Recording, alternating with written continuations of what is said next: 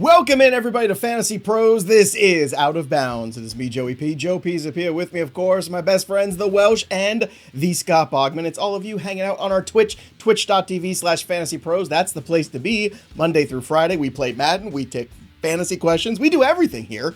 And, of course, if you're watching us back on the YouTube channel, subscribe to the YouTube channel. We love to have you there as well, watching us on demand. Subscribe over there as well. And remember, we got one more giveaway day for the Ashton Jeanty jersey from our good pals over at pristineauction.com. If you want to win this, go subscribe to our Twitch right now. Use your Amazon Prime, $5. Get rid of those nasty commercials. Just hang out, watch us, talk ball. That's all you got to do. And remember, when you subscribe, you get 1.5 times odds boost of winning the Ashton Jeanty. Oh, it's a mini. Wait, it says mini helmet, but that's a jersey. It does say mini helmet. I just noticed realized that. this. You know what? I'm gonna say it's a jersey, and mini helmet is the correction here. I'm gonna go out on a limb and say it's a jersey, not a mini. Oh, are you gonna do that because it's? Am a I the first jersey? person who's noticed this all month? Have we had all this I the know whole month? is I wish that it got more yards. There you go. Fair enough. And look, this is a little different than some of the other shows. For those people who watch this show and say, "Well, what is this? Like three guys just hanging out and talking football?" Yes.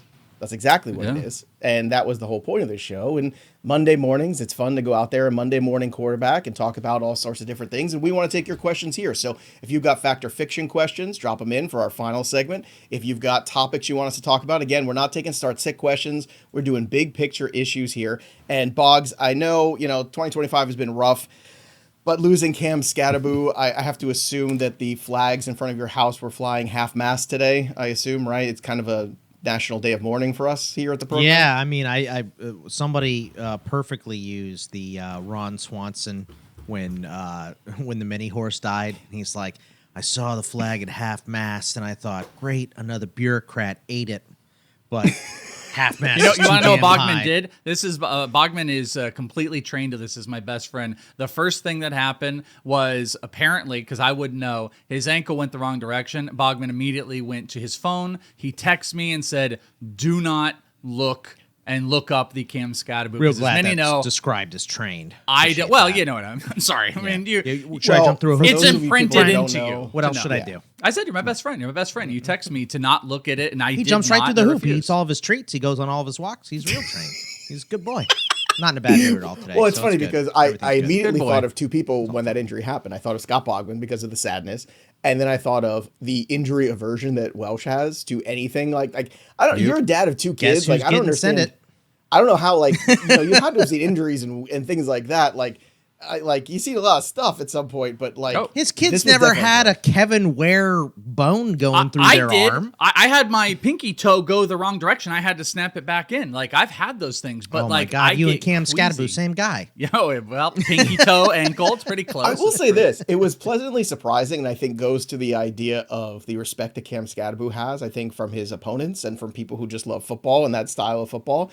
The Eagles crowd over the years has certainly had their share of... They booed Santa, but they booed Santa. gave Cam They Skattebo cheered. a standing O. They gave him a standing O, but it wasn't like a sarcastic... It wasn't like a Michael Irvin being carted off the field. We don't like this guy. Because remember, let's not forget that They were still moment in throwing time. batteries at him when he was I on a was in stretcher. college at that time, and I remember watching that going, that's horrible. These people are really in He a bad landed spot. like on his head in that one, didn't but he? That was the, crazy. The Skattebo one, the Philly crowd stood up, slow clapped. Like it was like, hey man, because you know that he's one of those players. You love him if he's on your team. And if you love football, it's hard not to love that kid. So now the question is, and I see all the questions flowing in here in the chat. We're going to get to your questions in a second. I just want to start with this one. What do the Giants look like now, Welsh, when you're looking at no Malik Neighbors, no Cam Skattebo? You got a rookie quarterback, Jaxson Dart, who's doing the best he can. It's kind of tough sledding here for him the rest of the season to get a true evaluation. Did you see enough out of Jaxson Dart when he had Skattebo and went in there last week and challenged the Denver Broncos and came up a little short and beat the Eagles that you think, okay, this is still our franchise quarterback and maybe there's hope for next year when Neighbors and Skattebo are healthy? Oh, next year, absolutely. Dart is a fun quarterback. But for the rest of this season, this team, unfortunately, I hate to say this, they look like a New York-based football team, which New York-based football teams as of recent, not so great. They've got no good players. They have Jaxson Dart, who's going to be running in circles. It's going to be like Madden. We're going to play tomorrow. Maybe we should play as the Giants. Here's what you do. You There's no get the players hike, left. you run back 20 yards, you sling the ball, you hope it's not picked off. I don't hold out really, really great hope for the Giants moving forward. But for the future, I think it could be fine. Okay. Boggs, Tyrone Tracy is going to take over. I know he'll be a hot waiver wire claim the rest of the year. I think we know what he is, right? He is an RB2. He has some limitations. He has some fumble issues, but he's going to have some volume. I'm sure Singletary will get, 20% here and there. But Tyrone Tracy is a guy that is probably now going to be very fantasy worthy and probably somebody that, you should be, I guess, slightly aggressive picking up, I would say, to be on the safe side, eh? Yeah, I mean, it's been better. This week is better for running back ads than it has been like the last 3 or 4 weeks. And Tyrone Tracy's at the top of it, of course, but I think what you miss with him versus Skattebo is obviously just the volume of touches, right? Skattebo's a dude that can touch the ball 25 times a game. I don't think Tyrone Tracy's that guy. He probably maxes around 20. So Singletary will be mixed in. They'll do their best, but this is really going to hurt an offense because I think like what the Titans are missing outside of obviously pass catchers, but the Giants don't have very great pass catchers right now either, is that running back, right? They miss a hammer. That's what they need. They don't have it between Spears and Pollard. They have 2 guys that kind of do the same thing. They need a battering ram like Cam Skattebo is, and they don't have it. So now that the Giants don't have it, neither Singletary or Tracy are like that. I think this offense might start to look a little bit like Cam Ward and the Titans. Obviously, a little bit better because Cam Ward has been miserable this year. He's part of the problem. Jaxson Dart has been pretty good, but I still don't think it's going to be very good. And I was kind of worried about this when they lost Malik. Now Malik and Skattebo are down. I think this is going to be Who's the gross. worst team, the Jets or the Giants? The Jets. It's Jets always are the worse. Jets. The Jets is the permanent answer. Yeah. Are we sure? Yeah. Yes, absolutely. The Giants already beat the Eagles. Even get a with poll. the injuries. Let me get a poll in the. Let's get a poll going No, here. I think defensively, the Jets too? just won. The Giants. Who name No, the 3 Jets. players? The Jets had to come back and beat the Bengals. Look, my team got blueprinted by the Bengals, but they had Joe Flacco hurt at the end of that game. I think the Giants are still way better. I wasn't going to bring up your team, but that is a very expensive defense to be giving up that many points in the second half of that football game. Very expensive. Most expensive in the NFL, by the way. No team has paid more for their defense than the Pittsburgh Steelers. And I didn't know. I don't think they're getting what they want out of them did. now. But we want your questions here. Let's start with W. Collins. What do I do with Rico Dowdle? I say you hold him, Boggs. I'm not trying to get rid of Rico Dowdle. I understand it gets a little bit more difficult with the Chuba Hubbard return. But what are your thoughts on Dowdle rest of season, Boggs? Yeah, I still like Dowdle. It is gross, but I do think it will get better when Bryce Young comes back. So it's a nasty split right now, but he's the better running back. And I think eventually they're going to have to, like you see every other team, just lean into the best running back, Niners, obviously. So I think you have to lean in and you have to give your best player the ball a little bit more. And I think that's going to happen moving forward because it wasn't getting it done this week. So I think we'll see more. 8 touches ain't gonna do it. By the way, Right. for Rico, like Gotta I be was 15, shocked. man. I was almost hammered his game his script maybe receiving got yard away prop. too. But no, and right Andy there. Dalton had so many turnovers. Like that was a big problem. Dalton was a pile of garbage, but no, that was Yeah. the thing right there. Is Dowdle to me is if you're gonna have 8 carries, if you would have told me pregame, like, all right, Dowdle's gonna just have 8 carries, I'd be like, oh well, that means they threw him probably 5 or 6 times because he is so much better in open space than Chuba Hubbard. He had 0 targets. He had 8 total touches in this game. So what do you do with him? As I think this actually might be a decent buying opportunity because if they're going to win any games, first off, does not look like it's going to be with Andy Dalton. But second, it's going to be like 15 plus touches from Rico Dowdle. So I think this is a little bit of an outlier. All right, they're like 12-point underdogs this week going to Green Bay. So that should be interesting to watch how that unfolds. There's a poll up too. Our incredible producer Seth just put a poll up. Who's the worst New York football team, Jets or Giants? So that'll be interesting to see what the people say. I think it's still the Jets. I'm pretty sure that's where we're at here. All right, let's get to another question. What if you threw the Browns in there? Browns are, Well, then it's not the New York football team question. There you go. I think the Browns are the worst team personally. Yeah, there you go. by the way, Joey, how about the greatest bet that's ever been put on one of our prop shows? I put Jerry Jeudy under receiving yards on the prop show as my 1 under for this week. Smash. How is that not minus 280? It didn't matter what the number was because he didn't do anything. It's the Yeah. greatest bet that we've ever put out there. He didn't have a catch. It was amazing.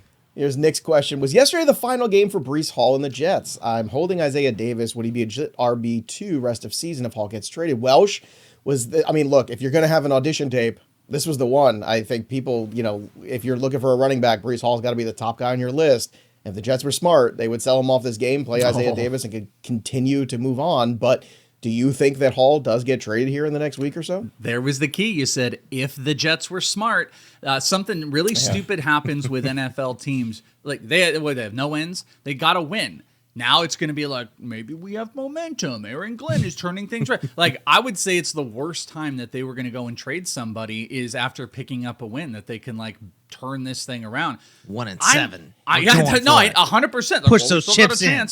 I would, regardless, I would be trying to hold on to Isaiah Davis because, he's getting a little bit more run. If this were to happen, I think the odds are under 50% that Breece Hall's going to get traded. Do I think that's kind of the play? Yeah, I do. But there's this compensation battle in the NFL. It's especially around running backs where what is Breece Hall going to get you back? A 5th round pick? Would that team rather just try to win some games, try to build up some confidence, or do they really want to move him off of for a 5th or 6th round pick? I kind of just don't think they do. So I think it's under 50% Breece Hall gets moved. But despite what I feel, you have to hold on to Isaiah Davis in case this does happen because like they're doing with Breece Hall, they're going to give the rock to him a ton.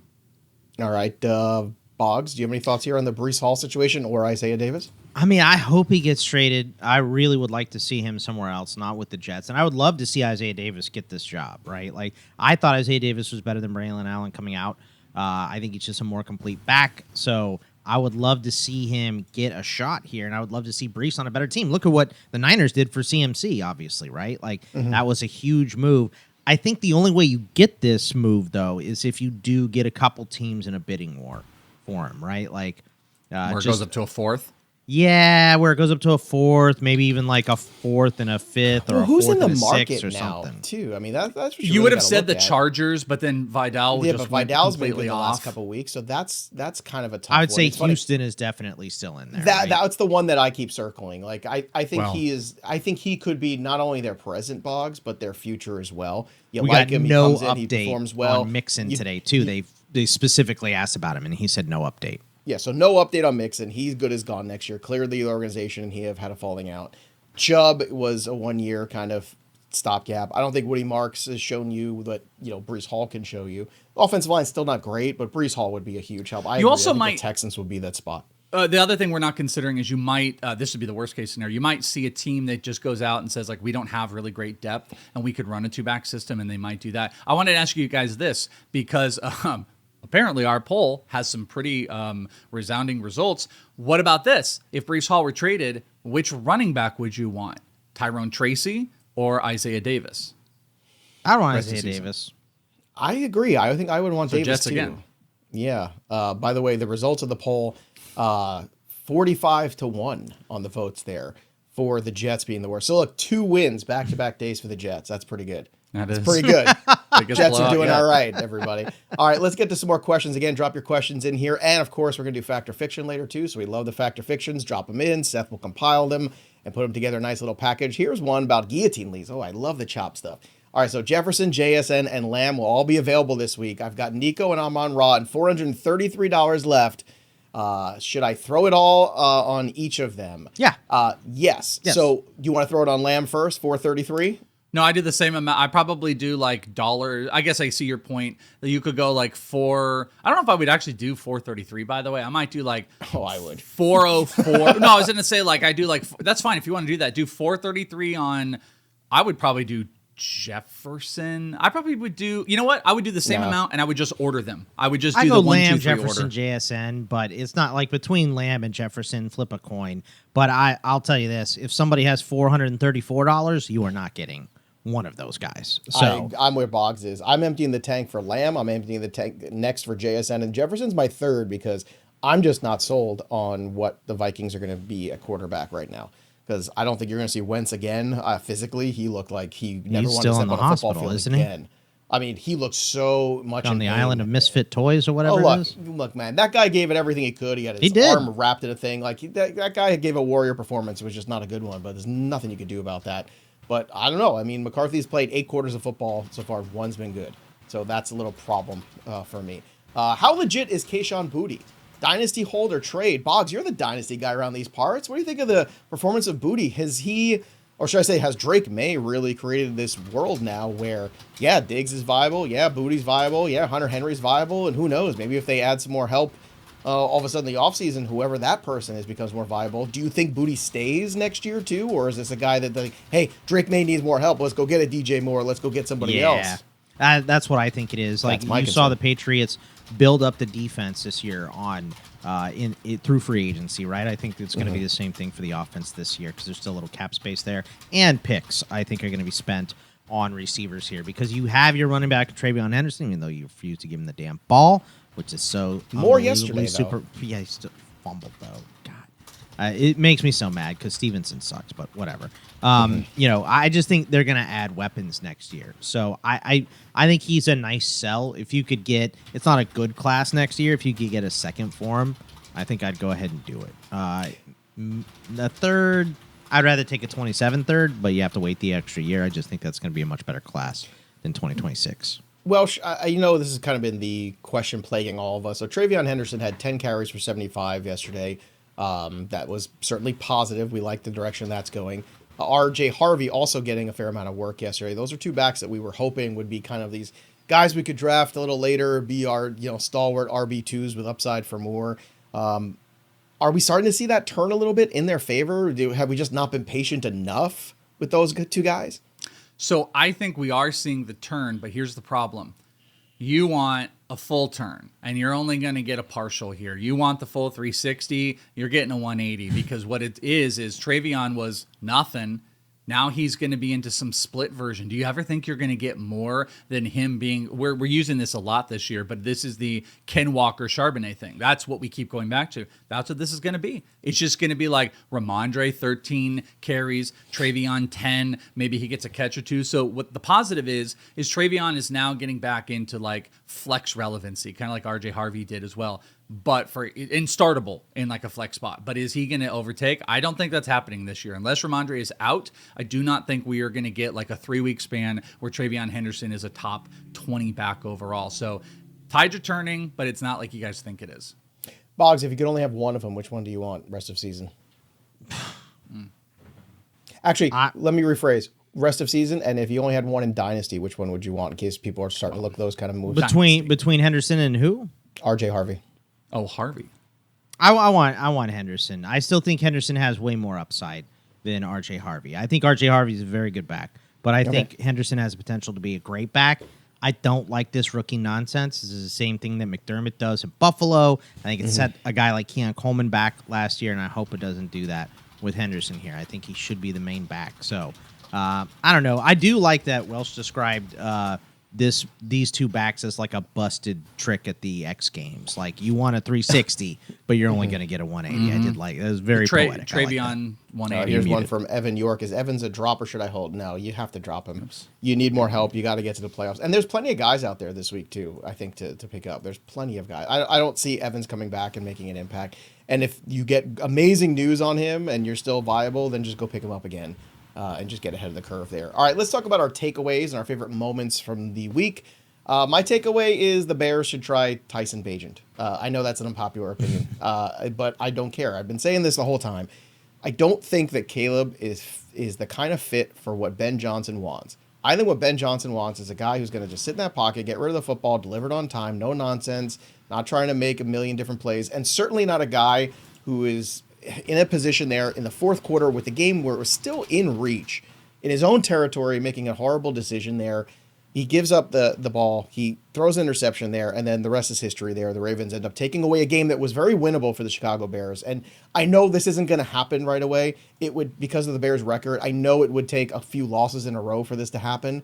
But I can't help but wonder, not because Tyson Bagent is great, but stylistically, if he just fits better for what Ben Johnson's trying to do in that Chicago Bears offense. So that's my takeaway is I'd like to just see it, and then I will shut up about it if it's not good. I'd just like to see it. Welsh, what is your takeaway from week 9? So not to make this like, I'm a Niner fan, Bogman's a Steeler fan, we're going to talk about it every single week. But what I want to say, the 49ers defense is trash. And the reason why it is fantasy relevant is we were in this spot. We were kind of like, it's 49ers defense. It's maybe in the top half. Maybe it's not a good matchup. It's a good matchup now. So you should target players.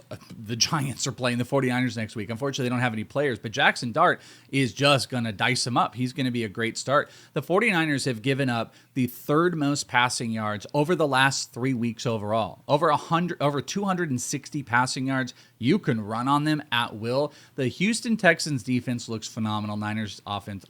But the offense, it's not super great. But guess what they were doing? 5-6 yards every single carry. There's no push right now because there's no great coverage. The secondary looks awful. Bad decisions. Malik Mustafa is atrocious. Target the 49ers right now, especially in the passing game, but all plays are doable. Tyrone Tracy's not the worst play this week. I think Wandale is going to dice them up, and Jaxson Dart's going to be solid. So target the 49ers defense right now because it's as bad as it's been. And like I said, they're middle of the pack in rushing yards, but the third most passing yards over the last 3 weeks combined is the 49ers. Well, I mean, when they have Warner and Bosa, you don't think they're a bad defense, right? So this is just about injuries affecting the defense? Well, yeah, they've lost everybody. Yeah, Right. They've lost their two best players. They're just Freddie beat Collins up got across hurt the yesterday, board. too. Yeah, they are a shell of who they were before, where they were probably borderline like a top 10 defense. They're at the bottom. They're not quite Dallas Cowboys, but I think they're Cowboys light. Where you look at the Cowboys matchup, this was the Bo Nix thing this week. I was kind of like, I don't know if I want to trust Bo Nix.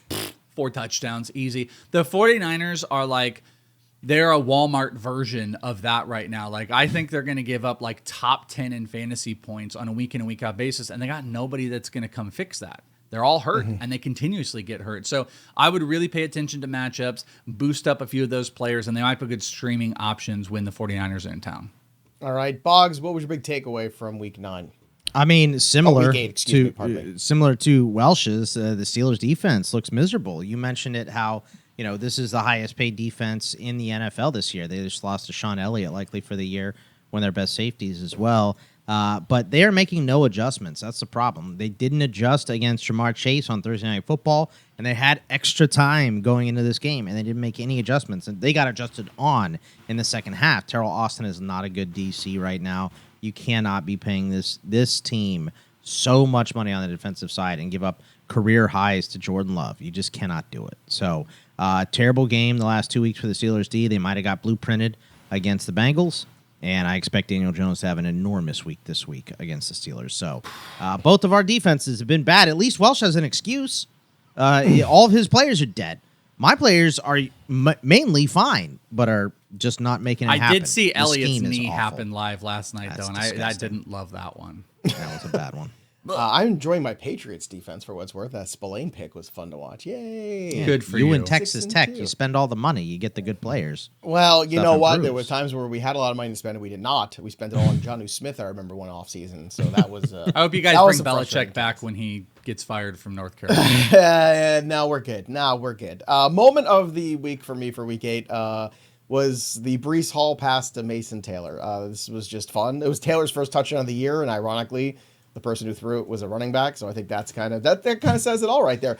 But That's the Jets. I had a beautiful afternoon. It was quiet. I brought the TV outside, lit the fire out back, hanging out there, having a beverage, perhaps. A little Uncle Arnie's there. I was talking about this in the Waiver Wire show. Not a sponsor of the show. I'm trying to get him to be a sponsor of the show, so they send me more stuff because I love it.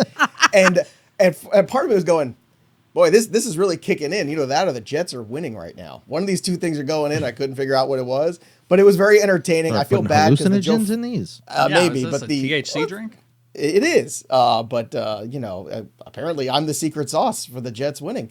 But it was a little sad to me at the same time. It was a bittersweet because I was enjoying the whole Joe Flacco renaissance. It's been a fun story there. So it's not the greatest line there for the Bengals, unfortunately. So a tough loss for them. But it was a fun way to win a game. They stuck to running the football. That's what they should do. Breece Hall was good. Davis was good. It was good time there. Welsh, what was your moment of the week?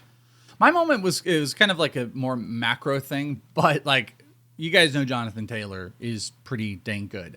This week it took him. Someone would have told you that. Would have been real good. Well, this was his lowest carry amount this season. He had not had lower than 16 carries in a single game. Yet this was his third number one overall fantasy finish in half PPR. The thing that I wanted to point out was this was his fourth game with double digit or 2+ touchdowns. And we talked about this on the prop show. 3 of the last 4 weeks, he's now had 2+ touchdowns. His 2 touchdown number was only plus 125, which is I'm surprised it was number. plus, to be honest with you. But check Against this the out. Titans. It feels ridiculous what he's doing. But I wanted to see, is he closing in on the most double-digit touchdowns? No, not even close. Did you know? Can you name the amount and the player? There are 2 players. Well, actually, there's one. They had Breece Hall, 10 27. games. Yes and no. There are 2 players that had 10 games of scoring 2 or more touchdowns. One of them runs away with it. Breece Holmes is correct, but you got the number wrong. He had 24 touchdowns over those 10 games. Do you know Adrian who the other Peterson player? would be the other guess that I would have. LaDainian LT is a good Tomlinson one, had yeah. 29 touchdowns in 10 games. So that is 10 29, that's what it games. was. 10 games of 2 or more touchdowns. So it feels like through 7 weeks, we are 8 weeks. We have Jonathan Taylor has 4 multi-touchdown games. He is 6 off from the record, which 2 players broke. And by the way, he's not even in the top 25 because that is how many players have scored 2 or more touchdowns in a season. But LaDainian and Breece Holmes, they are the most, and I'm not even. And actually, the most recent was in 2024, 6 by Saquon Barkley. So this would be like if he gets to 7 or something, that'll be the most in the last 5 or 10 games. So Jonathan Taylor's on this absolutely ridiculous run. He's going to be minus money. He's a league winner, but it's still not even close to the capacity of what we used to get with running backs a la LaDainian Tomlinson and Breece Holmes. Shouldn't have a problem next week against Pittsburgh. So. No. Make it well, 5. Hey, well, the 3-1-1 is coming up later at the end of the show. Gee, I wonder if someone may have picked Jonathan Taylor again. I will say this too. I don't have the stats on this, but I will bet my life on it that most teams that are in first place or whatever they say, like who is the most rostered player on 8-0 teams right now or 7-1 teams. I guarantee you it's Jonathan Taylor. Like it has to be the consistency that he's performed with, the ADP that he got drafted at. He's been absolutely spectacular. And my takeaway last week, if you recall, was that the Colts weren't just good. They weren't just AFC good. They were good. They were really good, and they were going to travel, and they were going to show everybody actually how good they are. They're not just a dome team. They're not just this. They're just flat out good. And I think people are starting to understand that it's not just, oh, you're adorable. You're the best team in a bad division. Oh, you're so cute. Come here. I want to pinch your cheeks. It's not like that anymore. You want to sing that This Is Our Colts song? With the This Is Our Colts. We bleed That blue. makes me so mad whenever I see it. I love it so much. And every week I watch it. And then he does the thing every time. We send showed it on to the my show. I don't know if we still have it. My buddy Chris is a Colts fan, and I send him that every single week. It's it's hilarious. Tradition. Boggs, give me your moment of the week from last week. The only thing that can make me happy yesterday, well, there are 2 things that made me happy. Number 1, escalator sadness when the Jets beat the Bengals in Cincy, and all the Bengals fans had to go down the escalator and then go home to Kentucky. It's At least just one they of have my an favorite escalator. traditions. It's not stairs. That's even more sad. I love it. At least it takes you down slowly. It's my favorite. Yeah, just head hanging, looking like Charlie Brown in the rain. It's so good. But they sent my Steelers home like that last week in Cincinnati. But Cleveland benching Myles Garrett after 5 sacks and setting the franchise record was absolutely my favorite moment of the week. I mean, look, this guy, Aggie, number 1, don't like him. Ended up on the Browns, still don't like him. And he was all about, I have to get to a better culture, to a better team, and blah, blah, blah, blah, blah. And then they backed up the Brinks truck, and he was like, yeah, Cash let's go rules ahead. Everything around me. Cream, get the money. Mm-hmm. And now he wants to cry about it. You signed the big deal. You wanted the money over the culture. That was pretty clear from the start. And now you're stuck. So I love it. Never change. Can I also Cleveland. say, it's my favorite thing. Credit to Drake May. There's not a lot of guys that get sacked by Myles Garrett 5 times in one game and then come out winning that game and don't just fold up like a tent. I'm just saying, like, Probably we've the seen ice bath today, but they won. Who cares? We've seen greater quarterbacks than Drake May have their ass kicked by Myles Garrett and not mentally recover from those kind of situations, right? You hear ghosts, you see all these problems there. Like, that was an impressive performance by Myles Garrett, but also by What was the record? Drake Wasn't it May. like Derek Thomas? Didn't he have like 7 in a game? I think he was 7. It was Derek Thomas. I want to say it was 7. I'm not What sure. was the most? I better be careful about how I phrase this. Sacks. Derek in Thomas, 7.5, NFL I believe. game. Oh, you already got. Oh, hold on. No, I think I know it. I think you it's were 7 or guessing. 7.5. It was 7 by Derek Thomas. God, I'm good. I'm so good. Look, just off the dome. And humble. Let's not forget humble. And too. humble. All right, Yeah, let's like do a little Matt. fact or Most fiction here with our folks. Again, drop your fact or fiction questions. We'll have some fun here. Travis Hunter outproduces BTJ rest of season. Fact or fiction? This is from Jake Boggs. Fact or fiction? What do you think about this one? Me first? Oh, man. Well, while say. you think about it, there's also a rumor from Diana Rossini this weekend that the Bills were kicking the tires. Now, she's a good reporter, too, so there's definitely smoke there where somebody called somebody. Not according to Steve Sarkisian. So, because she put the rumor out about Sark wanting to go to Tennessee, and he had to come out and say. I'll bet you someone with the absolutely Bills said they want this to happen. The Jags aren't. Why would they trade Brian Thomas? Well, I'll tell you what. If the Bills give him a first-round pick, and I think that's what it would take to get him, and the Bills' first-round pick is going to be something in the late 20s, early 30s. They could draft like another Brian Thomas, a guy that could be Brian Thomas. Yeah, but at least you know. At least he's been in the NFL for a year and a half, and you know how good he could be. If they trade him, it's because Liam Cohen hates him. That seems to be. He has to be a bad teammate. Like that's got to be a culture move more than because whatever your first 7 games with him don't go well. You're going to get rid of his talent because of 7 games. It'd have to be something beyond those games to me. So I don't think this happens, and I still think Brian Thomas Jr. Outproduces Travis Hunter through the rest of the year. See, the question's phrased interestingly, Welsh, because it's produces, right? So, BTJ's a little banged up. He hasn't really produced. Travis Hunter is starting to work now basically exclusively a wide receiver, it feels like. So, and you're not giving me the stats that have already been there. So it's like from this day forward. From this moment on, I'm going to say fact. Like, I was really big on Travis Hunter and some of my bold predictions preseason that he was going to end up playing kind of that Chris Godwin role. We really hadn't seen it up until recently, up until right when they said they were going to let that happen. I'm going to say this is a fact, but I don't think either one's like this big, massive win. Like Travis Hunter's a wide receiver 1 and Brian Thomas is a wide receiver 4. I think like Travis Hunter will just slightly be able to take him out on that. I'm going to be where you are, Welsh. I think it's actually fact too. And I don't like it. It's a fact I'm not a big fan of because I like BTJ and I think it's a peculiar drop-off year over year. Fact or fiction, Rome Odunze over Emeka Egbuka rest of season. Here we go. Welsh, why don't you get this one first? This is, I don't know where you are with this one. I have strong feelings for sure. Yeah, I'm going to say this is a fiction. I'm a Emeka Egbuka guy, so I'm going to say fiction Odunze over Emeka. Just because also the Bears' offense is weird and Odunze can disappear and they just I don't trust any. I mean, this coming week it's a good matchup, but I'm going to say this is fiction. Boggs, how about you? Fact or fiction? Yeah, with Mike Evans down, I think it's probably going to be Egbuka for the rest of the season, but I do think it's probably pretty razor thin and. This is only a trade question. I mean, you're starting both these guys, so I think it's Egbuka between them both, but I do think it's razor thin because Rome has really moved into a number 1. I think this is hard fiction here. Definitely Egbuka over Rome Odunze for me rest of season. It's not close. This is like goofy fiction to you. It is because aliens come down this is Dr. just Seuss. to basket weave. Whatever. Egbuka has been tremendous. He's still my rookie of the year. I think that if there was a team that desperately needed a buy at the right time, it's the Tampa Bay Buccaneers. I think they were kind of running on fumes a little bit. They've been banged up a little bit. Hurt. Yeah, but you know what? This is the perfect time. Get a little buy, a little bit of a rest here. You just had the Saints. You beat up on them a little bit. Get an easy win going into the bye. You feel good about yourself. Perfect timing here for the Buccaneers. Kind of very Italian right there. You go down to Florida, you take a little rest, you come back, and everything's going well. All right. Hey, I got a number for you. I want you to call this guy. All right. When you get down there, all right, you call this guy. You tell him that Joe sent you. All right, and you tell him you want the blue treatment. Hey, listen to me. I got all these things worked out for you. You go down and see my guy down there in Florida. He'll take care of everything you need. And if he has any problems, you tell him you just call me and I'll set him straight. All right? Don't worry about it. I got everything. And this has been the Italian Minute with Joe Pisapia. Well, sometimes it's the whole Italian 45 minutes. It depends. Nice timing on their voice, by the way. A fact, we did this. Let's do another fact. Fiction. Fiction. The Welsh should produce a Fantasy Pros version of This Is Our Colts song. Ooh. Oh, no. You have to dance like him, too, though. And this is our Colts. This is our team.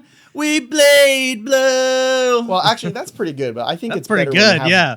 It's pretty good, but is it as good as the original? Let's take a look. Is it really quite? Does it stack up to Clip the original? That, yeah.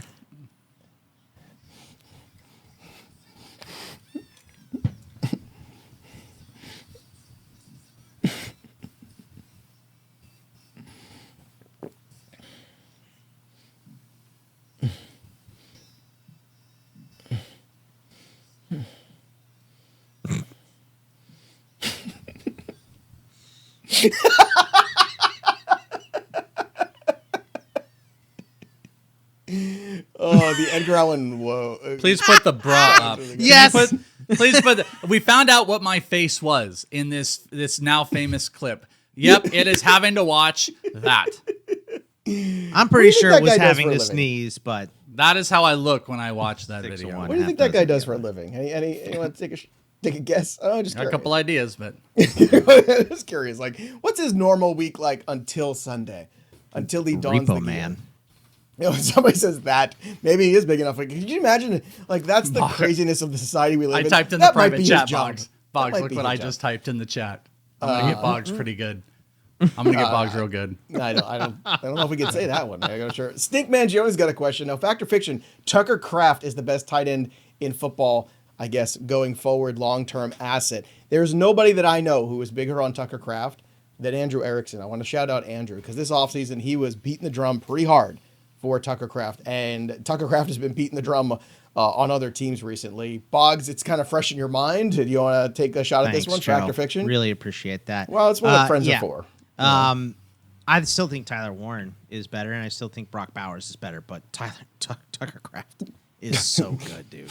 Obviously, I'm pretty sure he pass interfered on his gigantic catch. He Oh, pushed his over the push-off. defender. Oh. But whatever. I mean, he had an incredible. It was tight. Well, I'm not crying about it. I'm just saying what happened, you jerk. He still scored 2 touchdowns and had 143 yards. He was amazing. Best tight end on National Tight Ends Day. There was a lot of bad calls this weekend, though. This was a horrible weekend for officiating. Okay, well, I mean, really. did you see them? They were like 3 yards in the backfield, and they're like, nah, not offsides. I would say this too, and I'm not somebody like, but bad calls happen, right? Like, you know, Yeah. I coach football. There's gonna be good, there's gonna be bad. You just gotta roll with it. There were enough where it was annoying to me. I'm and a I'm not Steelers somebody fan. who I'm gets never bent going out to of shape cry about about calls. Enough where there might be an investigation, is what you're saying? I'm not at liberty to say at this time FBI? about what could be going on or might not be going That's on. just What his about default for you, Welsh? response I mean, if you ask I him think about any investigation. I think your take is right, Box. I think Tyler Warren. I think Brock Bowers, but Kraft is probably 3. Kraft is in there. Let me throw this at you. I don't think it's like a definitive one. There's just a grouping of like who are the best tight ends, and it's Warren, Bowers, and him. They just belong in that space because Kittle's not in sometimes there the anymore? offense. No, I don't think so. I mean, I think Kittle like Too injured. Well, he's also.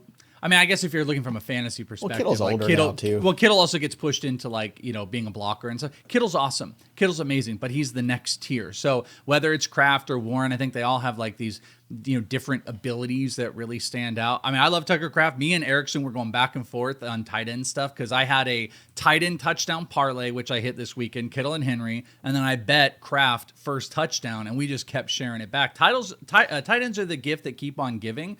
But like to anoint Kraft as the number one, I just think it's a new tier. That tier used to be, what was it? Andrews, I guess Kelsey was in there, Kittle. It's just not. It's Warren, it's Bowers, and it's Kraft, and then it's the next tiering of them. But Kraft. Oh belongs wait, in we there. forgot McBride too in this conversation. Yeah, Oh, McBride. yeah, Thank you, yeah, yeah. McBride. Sorry, belongs I in knew that that. I'm same like group. thinking, like, wait a minute. I was this is too. another I was guy. trying to think of who we left Yeah, out. so I would, it's difficult though because I gotta say I like Kraft's situation better than McBride's situation because I don't know how much longer we're gonna go down the Kyler Murray road. I know they signed him for a while, but I don't know. It just feels like that is going sour as well, and there's gonna be a lot of teams I think next year looking for QBs, and maybe the Arizona Cardinals are like, you know what, maybe there's something else for us here potentially. Just thinking out loud, and Kittle is 32. So if you want to put Kraft at 4, put him at 3, that's fine. We definitely have some options there. This is a provocative fact or fiction. I really like this one. Fact or fiction is from Giggity. JJ scores more fantasy points than Egbuka rest of season. Who you asking? This is tricky. What do you think, Joe? Yeah, What are your I- thoughts I'll go first immediately, on this Joe? one. Yes. I'm going to say fiction. I think Egbuka outscores Jefferson. I just think he's in a more productive offense, and I am concerned. This is a very big game here coming up this week for the Vikings, and I don't think they're prepared for it. They just got their ass kicked in an out-of-conference game on Thursday night. They've had a long time to think about it. The defense has not played to its ability. The offense is struggle bus right now. J.J. McCarthy is unproven. This is a tough spot here. I was, everybody knows, I was like, Vikings are going to win this division this year. I was very much on the Vikings trail. It has fallen apart for them, and I am off of it completely. So I'm on Egbuka. So I'm going to say This is fiction here. Boggs, what do you say? I'm still going to go with Jefferson. I love Igbuka. I think it's going to be close for sure, probably within 10 or 15 points down the stretch here because Igbuka has been great. But I think McCarthy will be back, and I think he'll be better than what he showed initially. So I'll go with Justin Jefferson still. And let me be clear. This is not me saying Igbuka is as good as Jefferson as a player. He's not. Justin Jefferson's on another planet from everybody else. Except Jamar Chase and Justin Jefferson are two planets in the same orbit. Everybody else is in the whole other universe, okay? Welsh, what about you here? I mean, Boggs thinks they're going to be close. I do too, but I think Igbuka might edge him out. I think it's possibility. It's an interesting phrase. Justin Jefferson, though, is going to be who I'm going to go with here. I still think he's like the dude. I think when McCarthy's back, he's going to sling it to him. The only way they're going to continue winning is getting to Jefferson. I do like Igbuka, and I agree with you guys just as like a sweep here. I think it'll be relatively close because Igbuka is like the number 1 target in the red zone for Mayfield. But I think Jefferson is just too nuts. You have to move on because the private chat's getting way too private. All right, let's do a little 3-1-1. Let's take a look at the leaderboard from last week. See who's at the top of that leaderboard for our contest: 300-yard passer, 100-yard rusher, 100-yard receiver. It's still Joey P at the top at 7, Boggs at 6, Welsh at 4. Still within striking distance here. Again, though, we're going to give you our picks for this coming week. I got Mahomes tonight still. You do have Mahomes tonight. And not one of us. This is the big thing. I feel like I was thinking about this today. We should have a prize. Not one of us has hit all 3 in 1 week. Like that's ever. We didn't do that. I don't think we've done it ever. That's the secret sauce is to hit all 3 in 1 singular week. And we have to have a prize for it if we can do that, which we clearly can't. Well, I think the fact that Boggs, you didn't get Bijan Robinson doing it this week is a travesty. Like if ever there was a lock for that to happen, it should have been this week. Just absurd right there. Kirk Thuggins couldn't make it happen. I mean, Kirk Cousins, Andy Dalton, all those guys starting to look like, it makes Joe Flacco look more impressive, doesn't it? There's Joe Flacco going out there and like, I'm going to put up 38 points. Here you go. Hold my beer. I mean, to be fair, Joe Flacco lost to the Jets this week. So did he lose to the Jets or did the defense lose? The defense really did. You're right. Let's not blame this on Joe Flacco, okay? The Ministry of Joes gets together once a week, and I can tell you Joe Flacco is still one of our favorite Joes. All right, for me, I'm going Justin Herbert against Tennessee. This week, I'm going with Jonathan Taylor against your Pittsburgh Steelers. That's right. I'm going right for the heart here. And I'm going JSN for my 100-yard receiver against the Washington Commanders. JSN's been the target hog there. Well, choose your 3-1-1 for week 9. Who do I have? I'm going with Patrick Mahomes versus the Buffalo Bills. Secondary little Patrick Mahomes slaying the crap out of the ball. I'm also going to go with my rusher, Christian McCaffrey versus the Giants. We can definitely do that. What a pile of garbage that game is going to be. But this has all the feels of a very heavy Christian McCaffrey game. Fight. Yeah, so McCaffrey should be rocking with that. And then I'm going to go with Amon-Ra St. Brown is my 100-yard receiver. Big names this week. I'm going for a 3-1-1.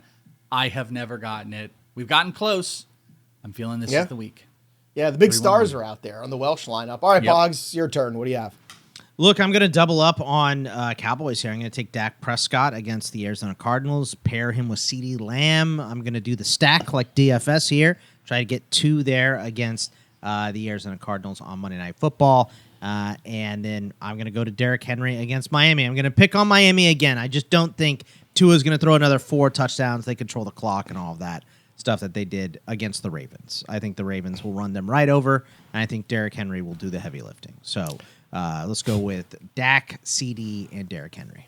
This is an interesting question here. Maybe not from the immediate perspective, but fact or fiction, Daniel Jones is the Colts' Week 1 starter in 2026 next year.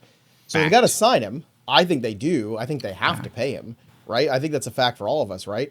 The question is, does somebody come over the top of the Colts? Could somebody, looking at the quarterback class and what it may or may not be coming out. If Aaron Rodgers decides to go, he may stay another year, and I think Tomlin likes that, but I don't know if Tomlin makes it. Steelers don't pay anybody, though. Like, why would you also want to leave Jonathan Taylor and leave that offense? Like, this is a playoff team. I think, also, can't they franchise Can they franchise tag him? Yeah, I think they could franchise him if not. So I think they get a deal done. Anthony Richardson for the Birds. Oh, no, baby. forget He's Richardson. Gone. Yeah, no. Well, look, gone. Shane Steichen's going to be a guy who's going to make the playoffs with Gardner Minshew, and he's going to make the playoffs with Daniel Jones. So I think it says a little bit about. It might also say how bad Anthony Richardson was. If you can make the playoffs, might be the Steelers starter next year. Yikes! On I think that it might note, be Tua also. Don't forget, everybody, BP Premium right now is out there and available for you. Unlock Betting Pros Premium for free. Download the Betting Pros app today and use your promo code FP1 1 month, and you get the free access for a month to the premium tools, the prop bet analyzer, prize picks, prop bet cheat sheet. All those things are available on iOS, on Android, on the Betting Pros app, so check that out. And of course, subscribe to our Twitch, twitch.tv/fantasypros. You win some free stuff here when you subscribe, including the Ashton Genty jersey. Not mini helmet, but jersey. That's what we've got here for you. And, of course, subscribe to our YouTube channel as well. Thanks for joining us and hanging out and talking ball with us. We hope you enjoyed Out of Bounds. And, again, this is our fun, just hanging out, talking ball a little bit, taking your questions, kind of the lighter side of fantasy football. And I'm sure this will be an interesting Week 10 and Week 11 and 12 as we get closer and closer to the Thanksgiving holiday here. We got some teams going in different directions, but we are still going to be here regardless. That'll do it for us. But the story of the game goes on. For Bogman and Welsh, I'm Joey P. We'll see you next time, kids. Have a great day. Man, that song's going to be in my head all day. Bleed Blue. Let's go. We love you. Boggs, at halftime, did you think that the Steelers were going to win that game? Of course. I thought they were going to win by kicking 8 field goals.